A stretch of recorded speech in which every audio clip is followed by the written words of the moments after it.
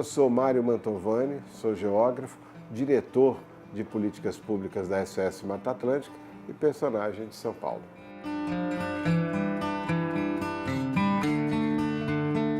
A minha vida em Assis era uma vida como toda criança do interior, caçando, brincando, o tempo todo nadando em rios, né? Com uma experiência também na área de agricultura, porque vivia muito próximo dos sítios, daqueles que produziam comida ali na região, mas tinha uma vida intensa e muito ligada com o meio ambiente.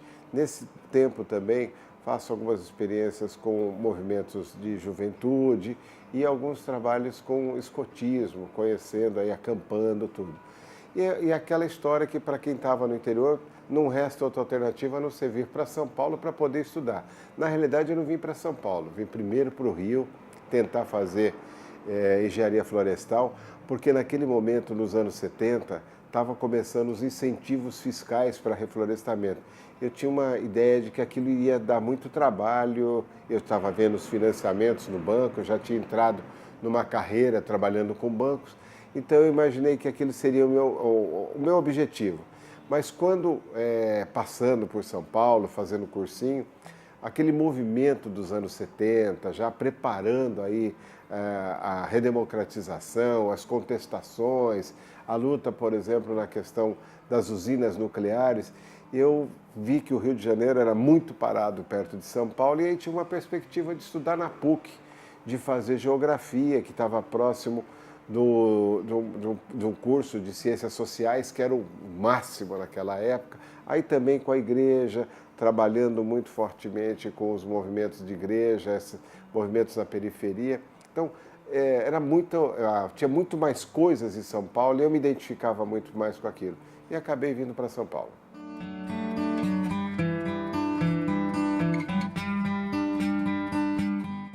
É uma história interessante, porque como eu já tinha essa habilidade, vamos dizer, de estar próximo à natureza, já de ter acampado muito, de gostar, viajava muito de carona, desde moleque, com 14, 15 anos, já estava conhecendo praticamente o Brasil, aí, fugindo de casa, dizendo para a mãe que ia para um sítio e voltava um mês depois, que não tinha celular para ficar atrás da gente. Então, eu conseguia sair e fazer muitas atividades na natureza. E aí, na União dos Escoteiros do Brasil, profissionalmente, que foi meu primeiro trabalho com o meio ambiente, já em 1973, tinha a Conferência de Estocolmo de 72, trazendo os primeiros temas de meio ambiente. Aquilo que era pensar global e agir local. Daquela conferência, o movimento escoteiro foi chamado no mundo todo para promover esse tema. Então, eu me interessei muito por aqueles termos, ou o que se lia, os documentos que circulavam. Tem até um manual dessa época que sai do movimento escoteiro, já chamando para práticas no dia a dia de meio ambiente. Então, isso me colocou profissionalmente nessa área. Eu vou depois para o governo Montoro, né, já em 80, no começo dos anos 80, e também trabalhando com esse tema ambiental. Nesse tempo, no governo Montoro, surge a SOS Mata Atlântica. Participo lá, vejo nascer a SOS Mata Atlântica em 86, acompanhei, estava na Ilha do Cardoso, onde a SOS nasceu, e a SOS nasceu de um jeito muito diferente de todos os outros movimentos que eu participava.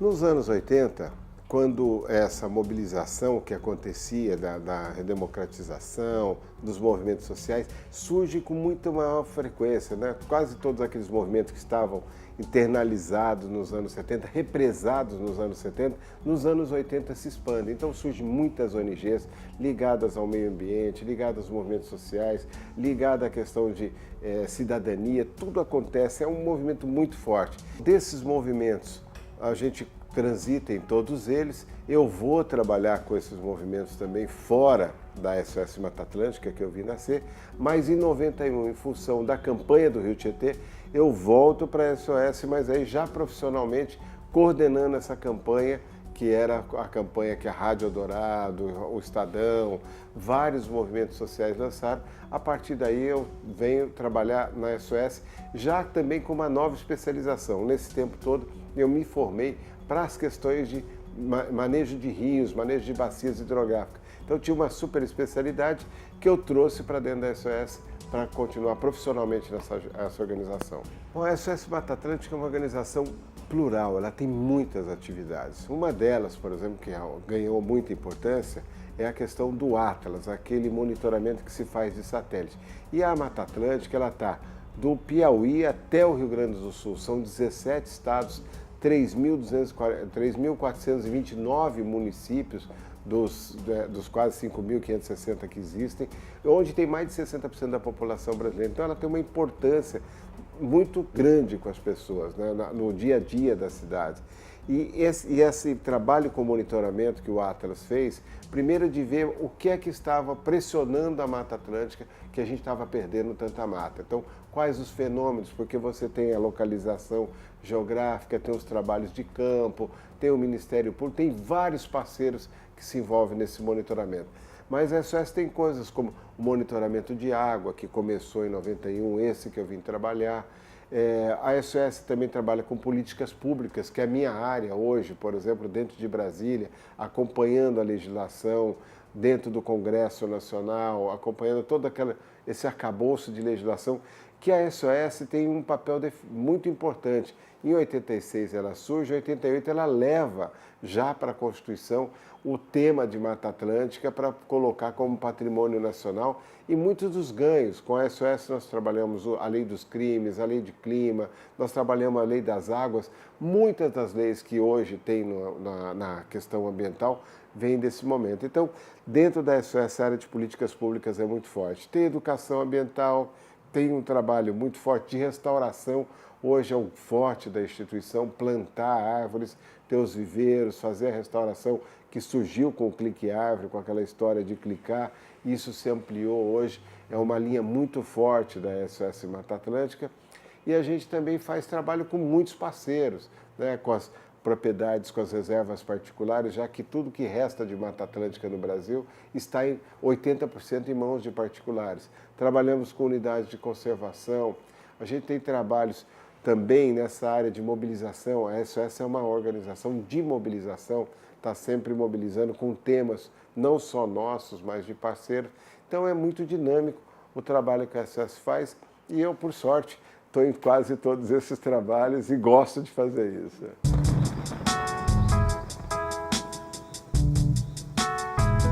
Tem umas coisas que são muito interessantes. O fato de fazer o primeiro mapeamento de Mata Atlântica, já em 86, que a gente já apresentou isso em 92, na Eco 92. O tema Mata Atlântica passa a ser reconhecido pela sociedade. A bandeira, esse impacto da bandeira ajudou muito. Mas quando se reconhece, vai lá para a Constituição como patrimônio nacional.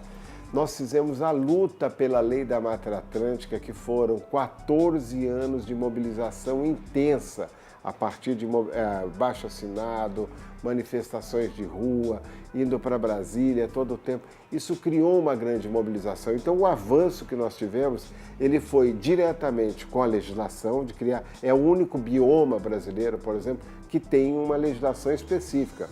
Pantanal ainda não tem, Amazônia não tem, o Cerrado sequer foi considerado na Constituição, mas conseguimos ter essa legislação. Eu acho que isso foi um marco legal muito importante para as atuações da SOS. Então o Atlas passa a ter sentido quando você associa com a questão da lei da Mata Atlântica, a ação com os municípios que estamos fazendo hoje, com os planos municipais de Mata Atlântica, trazendo aquela lei de Brasília para a realidade do município, para a realidade das pessoas. Então, eu acho que esses foram os grandes ganhos que a SOS conseguiu trazer. Mas é o conjunto da obra que a SOS faz a diferença. Não é um ou outro projeto que se destaca. Porque se você pegar hoje a análise de água, ela tem a ver com o nosso trabalho dos rios, a recuperação das margens de rio, que tem a ver com restauração. Então, na realidade, a SOS é uma entidade muito compacta no seu trabalho, tem muitas atividades, mas todas elas muito convergentes para buscar o máximo de conseguir reverter o quadro de desmatamento e a gente passar a ter um processo de restauração e de reconhecimento. Tem até um trabalho que eu gosto muito, que foi feito para São Paulo, que em 88 se fez a SOS apoiou aquele trabalho Ilhas de Calor na região metropolitana, por exemplo, que mostrava que os jardins, perto de onde a gente está, tinha até 8 graus de diferença com alguns bairros. Esse era um trabalho de uma jovem professora que estava na universidade e que traz essa ideia. E a partir daí a gente associa a questão da Mata Atlântica, não só o lugar que vive o mico-leão dourado, mas com o clima, que depois, olha só, hoje só se discute clima e restauração, está dentro da proposta da INDC, da proposta de mudanças climáticas do Brasil. Então nem dava para a gente imaginar naquele momento a importância que isso ia ter. Depois a gente conseguiu relacionar isso com a crise de água de São Paulo, né, que se não tem floresta, não tem água, a máquina de fazer água chama floresta. Depois nós relacionamos isso com a fertilidade do solo, na discussão do Código Florestal. Então, todos esses temas, eles ganham importância na ação da organização e na forma com que a gente está atuando também, ou seja, fazendo política pública, ou intervenção direta, ou mobilização, nós conseguimos trabalhar todos esses temas.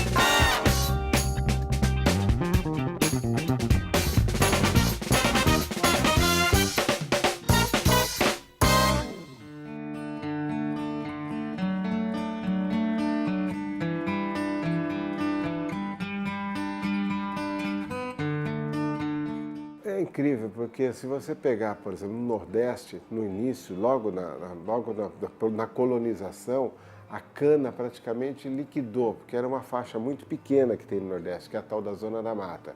Depois isso vem descendo, né, essa floresta vem descendo pela Bahia, passa por 1/3 de Minas Gerais, todo o Espírito Santo, Rio, São Paulo. O café nesse tempo chega aí também, vai dizimando a Mata Atlântica, depois desce para o sul, a madeira no Paraná e Santa Catarina das araucárias, que foi uma floresta reduzida a 2% só. Então, esse uso intenso da floresta para construir nossas cidades, para que a gente tivesse as nossas atividades, isso fez com que a gente tivesse a Mata Atlântica extremamente fragmentada. Hoje, a Mata Atlântica são ilhas, né, praticamente de norte a sul, lá do nordeste até o sul, são ilhas quase que isoladas, mas tem um lugar dela que é especial, na Serra do Mar em São Paulo, com o Vale do Ribeira. É a maior área contínua do Brasil de Mata Atlântica. Talvez aí está um pouco do DNA dessa floresta original e por isso tem muita importância o Parque da Serra do Mar, o Vale do Ribeira, que às vezes as pessoas dizem é o lugar mais pobre de São Paulo, mas é o mais rico em termos de natureza. Então a gente precisa até mesmo ter uma compensação para que essa região conserve assim, porque é aí que está a história da Mata Atlântica. Eu acho assim, a lei da Mata Atlântica ela é diferente de todas as outras leis. Talvez por ter tido muita participação da sociedade, foi a lei, que não é aquela lei que foi feita em Brasília para o Brasil inteiro. A lei da Mata Atlântica, ela no primeiro momento dizia o seguinte: cada estado vai definir os estágios sucessionais, que é uma floresta em estágio inicial, médio, secundário e avançado. Então, cada estado fez isso, aprovou no seu conselho estadual. Nessa mesma lei, nós fizemos assim que o município vai ter seus planos de Mata Atlântica e vai definir qual a estratégia de conservação. Então, é uma lei lá de Brasília, não é uma ordem de um secretário ou de um ministro. Isso ajudou muito. E agora nós estamos trabalhando o pagamento de serviços ambientais, que já tem em muitos estados e muitos municípios, mas um regramento geral nacional. Isso vai dar um impulso para essas regiões que estavam, de certa forma, muito deprimidas do ponto de vista da economia, porque você não vai ter no Vale do Ribeira o que tem na região de Ribeirão Preto, por exemplo, que é 100% plana, pronta para cana, para a agricultura, o tipo de solo que favorece. Aqui não, é serra, é uma região com muito calor, características muito diferentes. Mas o que tem? Em São Paulo se criou um negócio chamado compensação ICMS ecológico, uma compensação para aqueles municípios que têm restrição de uso. Como essa região se tornou uma região de unidade de conservação, de parques, de reservas, os municípios recebem uma compensação por isso. Tem ajudado muito os municípios. Alguns dos municípios do Vale do Ribeira, a arrecadação com o ICMS ecológico é maior que do Fundo de Participação de Municípios. Então, é um ganho, mas que a gente pode fazer muito mais. Agora, o importante é que isso seja reconhecido pela sociedade, para que esse benefício não fique só para aquele pessoal que está ali, que até às vezes vê a floresta como impeditivo, mas que todos reconheçam e que aquelas pessoas tenham orgulho de ter aquela floresta.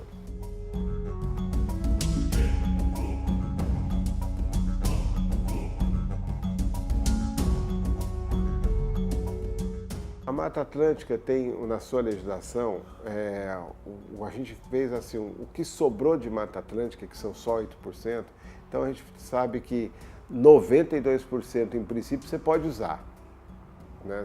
Já é muita coisa. O difícil é que às vezes o cara quer fazer um empreendimento em cima desses 8%, por quê? Está em área pública, está em parque, está em áreas que estão mais baratas porque não pode fazer nada, então a pressão em cima disso é muito grande. Hoje a pressão na Mata Atlântica é imobiliária, né? O setor imobiliário. E olha que contrassenso, o setor imobiliário hoje também diz o seguinte: more perto do verde, more de frente para o verde, do lado do verde, tem um parque na sua vizinhança. Então começa a mudar um pouco essa história, porque as áreas verdes são importantes, começam a ter maior destaque. Mas o que a gente percebe é que, por exemplo, a lei diz o seguinte: nos casos onde você tiver uma floresta numa condição muito boa, você tem que ter utilidade pública, interesse social, para que não haja pressão sobre elas. Porque se a gente perder isso, nós vamos perder, como eu te falei agora, o DNA dessa floresta. E a gente precisa agora, é como se a gente tivesse um doente numa UTI com 8% de chance de viver. E em vez de estar colocando ali o sangue, o soro, está drenando ainda. Então, nós não podemos chegar nesse nível. Existe uma convenção de biodiversidade que o Brasil ratificou, que o Brasil é parte dela, aliás, que surge em 92, na Eco 92. Essa convenção diz que você tem que ter, no mínimo, 20% do bioma intacto para ele poder ter a função ecológica dele. Nós estamos defasados. A ideia do compromisso brasileiro que assumiu agora em Paris é de fazer restauração de modo que esses biomas fiquem, né, com essa característica, no mínimo do tamanho que ele precisa para ter a característica de bioma. Então, é um momento muito delicado. O nosso papel tem sido de chamar a atenção para isso. Eu acho que a cada dia tem mais. Lógico que quando a gente começou, a SOS, eu me lembro que eu entrava no INPE para fazer as imagens de satélite, que era naquelas salas que você tinha que usar gorrinho, né? Hoje a turma faz no computador com o joguinho do lado, é tudo muito mais simples. A imagem de satélite você baixa imediatamente, então você tem muito mais recurso hoje. Eu me lembro que alguns dos primeiros manifestos que a gente fazia no movimento eram movimentos na Câmara de São Paulo, por exemplo. Nós usávamos alguns gabinetes até com mimeógrafos para fazer. Isso é lógico que ninguém sabe o que eu estou falando, mas é uma coisa antiga. Hoje é tudo no WhatsApp. A SOS tem grupos de milhões de pessoas participando no Facebook, coisas desse tipo. Então hoje está muito mais fácil a comunicação. Tem uma legislação, tem mobilização, nós temos imagens fantásticas. Você tem uma novela, por exemplo, hoje que chama a atenção, como a do Velho Chico, para as questões ambientais. Então, você tem todo momento chamadas que facilitam contar uma história para a sociedade. E a sociedade está mais atenta. Até o próprio imobiliário tem hoje, no verde, uma questão de valorização. Então, acho que a gente mudou muito aquele cenário do começo, que era uma ilustre desconhecida, e aliás desconhecida mesmo, você tinha mais informações da Mata Atlântica nos botânicos lá fora, nos outros países, do que aqui no Brasil. Então, Hoje o papel é completamente diferente e a gente consegue associar à floresta benefícios para toda a sociedade. Como eu falei da água, do solo, do clima, tudo isso hoje se associa para a sociedade e aí fica mais fácil de entender. A floresta não é aquela que está lá longe, onde mora a bruxa, onde mora o saci pererê, nada disso. Essa floresta hoje tem uma importância para a gente. A nossa sociedade, em menos de 30 anos, pode-se dizer, 40 anos, ela migra de rural para a urbana. E tem muito daquele conhecimento ainda, daquela relação saudosista, de amor à natureza, que veio desses lugares. Então, você precisa despertar isso. O nosso papel está sempre provocando isso.